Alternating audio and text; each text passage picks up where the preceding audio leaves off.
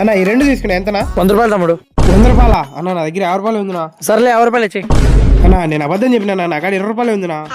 సర్లే పర్లేదు ఇచ్చేసాయి. అన్న నేను మళ్ళీ అబద్ధం చెప్పినా, నా కాడ అసలు లెక్కే లేదునా. అవునా? సరే తీసుకెళ్ళిపో. ఫ్రీగా తీసుకోని పోలా అన్న. ఇంకోటి ఏదైనా చూడ, ఇంట్లో పెళ్ళం పిల్లలు ఉండరు. సరే ఆగు. చాలా పాపం. ఇదో 20 పట్టుకో. అన్న ఏందన్నా డబ్బులు ఇచ్చినావు? నేను ఫ్రీగా అంటే బిస్కెట్ చాక్లెట్ ఇచ్చి అనుకునే కదా. అది కూడా సరిపడం లేదా? ఇదో 100 పట్టుకోరా. తేడాగా ఉందేంటి అన్న ఏందిరా, నేను నీకు డబ్బులు ఇవ్వాల్సింది పోయి నువ్వే నాకు డబ్బులు ఇస్తాను. నేను ఒక తిక్క పని చేసిన అని మా ఓనర్ రేపటి నుంచి రాగా నేను నాకుండేది ఒకే ఒక్క రోజు కదా, వాడిపై రివైజన్ తీసుకునేదానికి. అందుకే అందరికి ఫ్రీగా ఇచ్చి ఈ షాప్ అంతా ఖాళీ చేసేస్తా.